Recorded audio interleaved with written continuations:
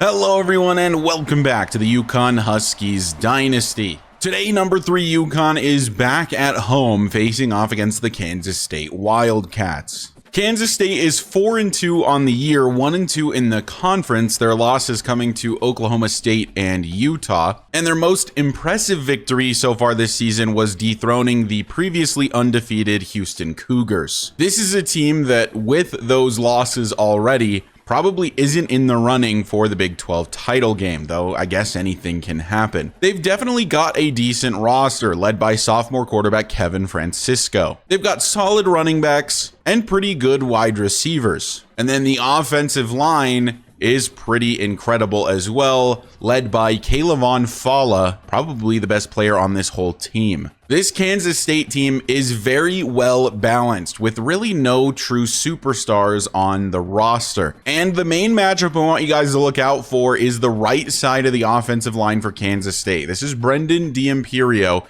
a redshirt junior. He is easily the weakest member of this offensive line, and he goes up against our sack leader, Adonis Keough. Adonis Keough, with his 10.5 sacks so far this season, is tied for first in the entire country. For whatever reason, he does not get listed on this national screen, but he has 10.5 sacks just like Mike Denson, who happens to play for Kansas State. And the last big story this week is that the number 1 wide receiver recruit in the country is visiting versus Kansas State. A victory here likely means a commitment from Emmett Goda. This is a team that UConn has struggled against in years past. Kansas State has kind of had our number.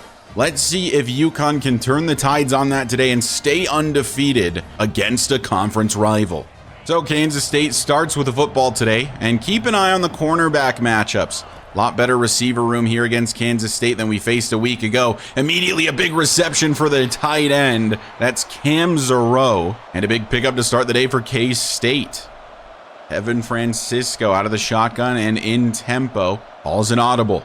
And he will hand it off to Ed Davis, finding a lane. Josh Dora brings him down, but it's a pickup of 9 for the halfback. Francisco brings him in motion, and it's a jet touch pass to him. Adonis Keough makes the tackle, but it's a first down for Marshall Donahue. An encroachment penalty makes it a 1st and 5 from the 40. 9:25 left to play in the first quarter, only just getting started as Ed Davis gets the carry and meets Joey Terrell after a pickup of 2. Francisco keeps it on a read option. Lots of running room. A flag is down. George Kiki makes the tackle, but this one is coming back. 2nd and 13 after the holding call. From the 48, Francisco, time to throw, and over the middle has a man. It's knocked out of his hands by George Kiki. Now a 3rd and long. The penalty killing all of the momentum for the Wildcats. Francisco all kinds of time, stepping up, scrambling left side, need a good tackle. He decides to slide down instead. And it's 4th and 8 in a no man's land area of the field. They're going to punt it away. An absolutely elite punt pins us at the 1.5 yard line. Max Cadet is the man in the backfield. He will be getting the carry, trying to bring us to safety, and he does that and then some. A big run for Max Cadet. Cadet coming off the best performance of his young career last week. 1st down and 10 from the 13. It's still Cadet in the backfield. Gets another carry here and gets 6 more. On 2nd down, empty set, Pelshak. Tobin over in motion. It's a jet touch pass for him. Good blocking. Tobin trying to cut this back. Hits a spin move to make a man miss and is all the way up to the UConn 38. Not bad so far for starting the drive from our own 1. As Pelshak hands off Tobin, finding a lane and finding nearly a 1st. They mark him just short. 3rd and inches from the 47. Tobin is the back, and out of the pistol, it will be a handoff to Dorian Tobin. He gets the 1st easily. 2nd and 10, we'll try again from the 47. Blitz being sent, but they leave Dalton Schmizniak wide open. Makes one man miss, and he's just shy of the 1st. Wildcat formation for the Huskies. The line of scrimmage and the 1st down line are the same line. Tobin takes the snap, Wildcat, and gets the 1st. A nice long sustained drive for the Huskies. Tobin gets the carry again and only finding 3. 2nd down, play action, and throwing quickly is Pelshak, who was immediately under pressure. Now a 3rd down from the 31. Pelshak Back to pass, goes underneath for Max Cadet, fighting for the yardage. Max gets the first. He always fights for those extra couple of yards, and it pays off big time there. From the 24, a 1st and 10. Jeffrey Ritchie into the game. He's going to get the ball, but it's a touch overthrown by John Pelshak. 2nd down. A carry on the ground for Tobin this time, and it's good for 3, setting up a 3rd and medium. So from the 21, a 3rd and 7. We're back to pass. Pelshak stepping up, had some space, but the edge defender got free at the last second. Brings down Pelshak, will settle for the long field goal attempt. Hollis's kick on the way, and money from Tyreek Hollis. So 3-0 for UConn to start the day.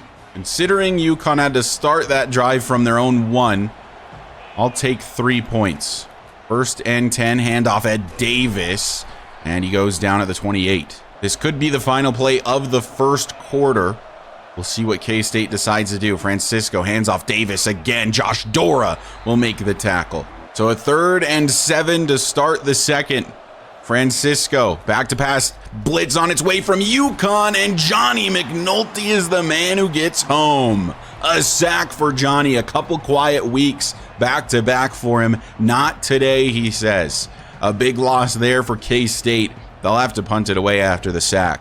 So 2nd quarter really just beginning. UConn with the football. 3-0 is the score. Tobin gets the carry, cuts this back, trying to find anything, but he's laid out in the backfield. 2nd and 11. Blitz sent, and down goes Pelshak. A huge loss of 11. Manny Smith just missing his assignment completely here on the left side. Was wondering how this guy got home so quickly. Smith never engaged at all. So a 3rd and forever from the 27. Pelshak gonna throw, gonna take a deep shot for Dalton Schmizniak, and it's bobbled around and ultimately incomplete. So a 3 and out for UConn. And our punter, Roger DeLuca, not known for having a huge leg, so decent starting field position from their own 39 for Kansas State. Francisco throwing quickly, has a man on the drag route. It's the tight end, and that's going to be a 1st to start this new drive. From exactly midfield, handoff Davis, and he's swallowed up in the middle. 2nd down and 11. As Francisco throwing again quickly outside. Hepburn in the area, does allow about 6 yards. And that brings us to a 3rd down and 4, a pretty critical one. Outside of field goal range likely at this point. Francisco hit as he throws, finding his man, and short of the 1st down marker thanks to the tackle from Joshua Dora. But Kansas State is lined up to go for it. I formation, a toss to Davis, Addison Biggs in the backfield, and it's a turnover on downs. A big time play from Addison Big Time Biggs. UConn takes over after the Addison Biggs TFL. 1st and 10 from our own 44. Cadet on the carry and up the middle gets 5 yards. Just about 6 minutes left to play in the first half. Still 3-0 for UConn. A very low scoring affair. Holding penalty. I already know that's on Manny Smith. I saw it with my own eyes. Not a good showing so far for Manny Smith. Had the one completely blown block, giving up a sack. And now the holding penalty, making it a 2nd and long. Pelshak gets this out quickly to Max Cadet. Tries to bounce this to the outside. Getting 7 yards and making it a more manageable 3rd and 7. From the 47, 3rd down. So we're back to pass. Taking a deep shot for Jeffrey Ritchie. Can't come down with it. I don't love pointing out these user errors in the middle of the game, but this is entirely my fault. I thought that Ritchie was the one cutting into the middle. I really wanted Overhauser, but honestly, this may have been intercepted if I had thrown that. So from their own 20, here comes Kansas State. 5 minutes left to play in the 2nd quarter. As Francisco will hand off to Davis, but we're all over it. Joey Terrell with a big hit, a loss of a yard. They love running the football, that's for sure. And against one of the best run defenses in the country, it's just not going to work very well. So this is a throw over the middle for the tight end. The tight end seemingly the only one that can get open consistently. And that makes it a 3rd and medium for the Wildcats. Francisco to pass, scrambling down he goes. It's A.J. Hepburn from the corner. 4th and 8 after the sack. Hepburn chirping in Kevin Francisco's ear. They'll punt it away. 3 minutes left in the half. Really need this offense to get things going.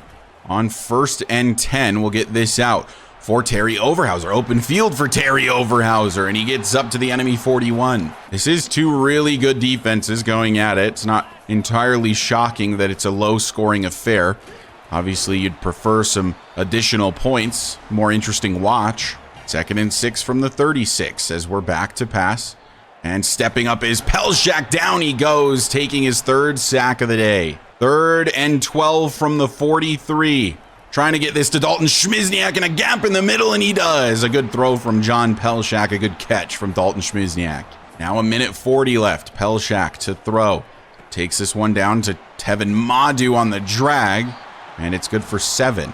2nd and 3 from the 14. Pelshak, corner, end zone, wants Dalton, and he makes the grab. Touchdown, UConn. They have been trying to connect on that route all season. Schmizniak, an elite red zone receiver. It has not worked up until now. Finally, Pelshak not overthrowing the man, and Schmizniak gets a touchdown for it. That's going to make it 10-0, hopefully heading into halftime. 1st and 10 K-State. 48 seconds and 3 timeouts to drive the length of the field. Fake handoff to Davis, and then Francisco throwing, and it is dropped. 2nd down and 10 out of the pistol for Francisco. Back to pass, blitz on its way, picked up nicely, incomplete in the direction of Davis. That was Byler in coverage, and it sets up a 3rd down and 10 from the 19. Davis is the back, and it's going to be a handoff to him. Open field to the left side for Ed Davis. It's going to be a 1st down, pick up a huge gain for the halfback. A run play catching us off guard, and he's up to the 44. Now a 1st down and 10. 34 seconds left to play. Trying to get into field goal range. Francisco to throw outside, finding a receiver, and that is completed in front of Joshua Dora. Now 30 seconds left, probably about 5 yards away from confident field goal range. Blitz sent by UConn again, a throw over the middle, and a timeout called after another 1st. That one big run play, breathing some life into this Kansas State offense. Francisco to throw, running out of time, and that one is completed to Steve Hendricks for the 1st time today. They burn their 2nd timeout, now 22 seconds left, trying to get into the end zone. Hendricks throws outside. Davis need a tackle from Biggs, and he makes it, but it is good for a 1st. They'll hurry it up here. 1st and goal from the 5. Scrambling is Francisco, diving, end zone, touchdown, Kansas State. They called that play so quickly, it was hard for me to commentate it, as Francisco diving into the end zone, and that one big run play from Ed Davis just absolutely gave this team life on that drive. That was kind of embarrassing after that from the UConn Huskies defense. It's going to be 7-10 as we head to halftime. UConn does start this 3rd quarter with the football. The 1st half was a very defensive half. Hopefully UConn's offense can get it going a little bit more in the 2nd. 3rd and 4 for the Huskies. Blitz sent. Quick throw from Pelshak to Terry Overhauser. Turns it upfield. Gets the 1st up to the 42. 1st down and 10. Coming over in motion is Max Cadet. He gets the carry on the jet touch pass. Good blocking downfield. Cadet breaking a tackle and up to the 37. 1st and 10 as Pelshak to throw. Big blitz, but finding Dan Sanders, and he'll get the 1st up to the 25. Good start to the new drive, but can we finish it off? As we near the red zone, Pelshak to throw. Another blitz on its way. We'll just get another quick pass out to Terry Overhauser, and it's an easy 1st down.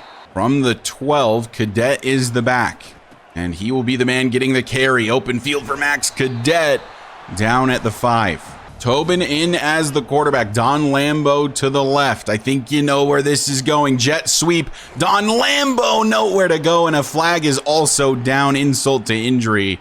A penalty on top of the TFL. K-State opts for the 2nd and 13 and not the 3rd and 6. Back to pass is Pelshak. And an interception in the direction of Dorian Tobin. A lot of open space, but Tobin will chase him down. And a bad time for a pick from John Pelshak. 1st and 10, Kansas State, they'll take over. Didn't even see the guy to the right. Threw the ball to Tobin too late. Floated it a bit too much. And Kansas State, the beneficiaries. A golden opportunity for the Wildcats. Davis in the backfield. He will be the one getting the carry. Corin Daly makes the tackle. Definitely appears to be a run-first offense. 5:50 left to play in the third. Davis on the carry up the middle, stiff arm, and down he goes. There's also a flag, and it's a holding penalty on the right tackle. Makes it a 2nd down and 12 from the 30. Sending the halfback in motion, Francisco to throw, and he checks it down to the halfback. Broken tackle, but still a TFL. So a 3rd and 14 for the Wildcats. The defense looking to bail out their quarterback. They're setting up the running back screen. Good blocks for Ed Davis. Just need a sure tackle and we get it done. George Kiki doing just that. Kansas State will have to punt it away. Well, it was a great start to the last drive, and then it all fell apart in a matter of just a couple plays. 1st and 10. Another blitz sent. We just get it out quickly to Overhauser. It's kind of been the formula on blitzes today. 2nd and 6, Pelshak, bubble screen set up for Tobin, block not picked up by Tevin Madu. Tobin catches it, but it's no gain. That makes it a 3rd down and 6 from the 38. Another blitz on its way, but we get it out quickly to Dan Sanders, open field for Dan. Can't make anybody miss, but he does get up to the enemy 43. Under 3 minutes left to play in the third. On 1st and 10, Pelshak will look to throw. Look who is wide open down the field. It's Dalton Schmizniak. Touchdown, UConn. What was that coverage from the Kansas State Wildcats? As soon as I saw no high safety, I just sent Dalton Schmizniak on a streak. He was wide open. The easiest throw of John Pelshak's career leads to 6 additional points for the Huskies. 17-7, UConn up 2 scores, a nice little cushion. 2:28 left to play in the third quarter. Davis makes a nice move and gets 5 yards. To his credit, Ed Davis has 10 rushes for 43 yards. That's one of the better running back performances against us all season. They have been running the ball significantly more than other teams, as Davis only finding a yard here. 3rd and 4. From the 25, a flag is down. It's on D'Angelo Townsend, and that's going to be an automatic first. So from the 30, it's a 1st and 10 off the penalty. Davis still the back in the backfield. He will not get the carry. Down goes Francisco. 2nd down and 14 after the TFL. 45 seconds left in the third. Francisco passing, checking down, and a tackle for Addison Biggs once again. Could be the last play of the third quarter. Francisco to pass, has time, takes the check down, need a miracle play from the tight end. Not going to happen. 4th and 7. They will punt it away. Fourth quarter officially underway and a 10-point lead for the UConn Huskies. Pelshak by himself in the backfield, and he will look to throw, finding Max Cadet. Makes it a 2nd down and 3 from the 39. Tobin will get the carry. Open field for Dorian. Tobin hits a hezzy that actually slows him down a bit too much. Big pickup, but could have been more. 1st down, man coming over in motion. That's Tevin Madu. And Pelshak will throw. Goes Madu's way, actually, for a pickup of 5 yards. On 2nd down from the 39, Pelshak to throw. Another blitz on its way. Another throw to Madu, but has this one forced out, so it's a 3rd and medium. 3rd and 5. There is nobody lined up on Max Cadet at all.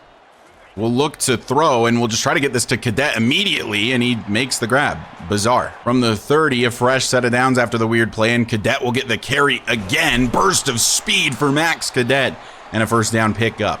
From the 19, Pelshak back to pass. Gets this on the drag to Terry Overhauser for 8 yards. A score here could absolutely be the dagger of this game. 2nd and 2 from the 11. Tobin will get the carry, and up the middle, gets all the way to the 2. 1st and goal, we're out of the Wildcat. Tobin, the quarterback, brings Cadet in motion. Tobin gonna keep, but down he goes, losing 4 yards. 2nd and goal from the 6. As we'll throw for Dan Sanders. He has the blocks, and he has 6 points. Touchdown, UConn. Dan Sanders lacking in touches in the last few weeks, but not as much today. Much more involved. Want to get the big body tight end a bit more involved this season. And that's 6 more points for UConn, and that could be enough to put this game away. Under 6 minutes left to play. It's 24-7. Kevin Francisco, a lot of work to do with this offense. Really good pocket, though. Running out of time now as he runs into Adonis Keough, who gets a half a sack there, combining with Corn Daly. Second down and 14 from the 21. As Francisco back to pass again and throwing over the middle. That one is completed. A big hit from Addison Biggs, but it's second too late. First and 10 empty set, and that's going to be encroachment on Adonis Keough. First and 5 instead of first and 10. Francisco to throw. All kinds of time, taking a shot down the field. He wants Steve Hendricks. He didn't even put his hands up. It was a perfect ball. Francisco patting himself on the chest like that's his fault. I don't even think Hendricks saw it. That's a perfect ball. It may be a little bit behind him, but catchable for sure. Now a second and 5, a potentially game-saving play, just completely undone. A miscommunication maybe, who knows. Blitz picked up, and Ed Davis gets the reception, fighting but going down. D'Angelo Townsend was a free rusher on that play, and Francisco still got that ball out. 3rd and 7 from the 39. Francisco. Time to throw, and over the middle, a man wide open. Addison Biggs, not as good in coverage as he is in the run game, allows a pretty big pickup. 3.5 left to play. First and 10 from the UConn 42. Francisco, empty set. Under pressure from Corn Daly, gets this one out. That's Marshall Donahue, and it's Josh Dora on the tackle. They go to the hurry up, of course, needing to score as quickly as humanly possible.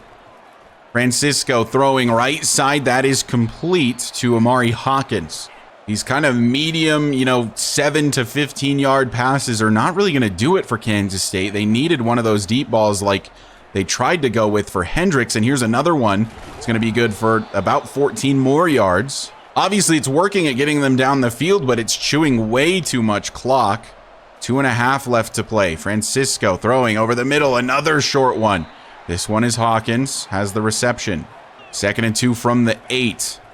Francisco stepping up, scrambling right side, and it's a rushing touchdown for Kevin Francisco. And Kansas State chips away at the lead. There is still time for a miraculous comeback to happen, but there's a reason you call it miraculous. So here comes the onside kick attempt from Kansas State. On its way. And recovered by Jeffrey Ritchie. Down he goes at the K-State 43. These guys must think that John Pelshak is stupid. There is nobody lined up on Dalton Schmizniak at all. And he will get the ball near immediately. Makes the grab, takes a huge hit, but it's a free first down for the UConn Huskies. And it continues to chew the clock. 2-minute timeout. Going to try to make K-State burn those timeouts now as Cadet gets a carry. And there goes the first one. 2nd and 5. Another carry for Cadet following blocks, but they're really getting in his way more than they're helping. 3rd and 3, a first down would be the dagger, but either way, we're settling for a field goal attempt, which might be the dagger anyway. Max Cadet gonna go down before going into the end zone. K-State burns the final timeout, but the game is over. Very unselfish play from Max Cadet. You love to see it. John Pelshak takes a knee, and UConn exits victorious once again. 24-14 is your final. And you might be wanting a bit more offense than that from the UConn Huskies, but you got to remember, that was a 90 overall defense. That is one of the better defenses we've played this season, maybe one of the best we will play all season, and we did pretty well against it. Had the one dumb interception with John Pelshak, but other than that, it was a pretty clean performance, a pretty good performance, and I think against a top defense, that's really all you can ask for. If you take a look at team stats, K-State ended up having 43 rushing yards against us, which is now the second best performance on the season that any team has had against us. Only 174 passing yards. They were for sure a run-first type of offense with 18 rushing attempts. Honestly, it was a pretty good day for John outside of the interception. 287 yards, 73% completion percentage, 3 touchdowns, and a pick. Mostly just kept it clean, other than, of course, the pick. Rushing, Cadet and Tobin completely split 10 and 10, but Cadet, I think, is just a better pure running back. He just gains more yards. He's better at breaking tackles. He always falls forward. I become more and more impressed with Max Cadet every week. In the receiving game, Terry Overhauser, 5 receptions for 59, but the big name guy was Dalton Schmizniak, 5 for 109, 2 touchdowns. Cadet 5 for 51, Sanders 3 for 37, Madu 2 for 12, and Tobin, really quiet day, 2 for 19. This is really not good for his Heisman case. And defensively, Addison Biggs with 5 solo tackles and 12 total tackles leads the team. He also had 3 TFLs, leading the team alongside AJ Hepburn.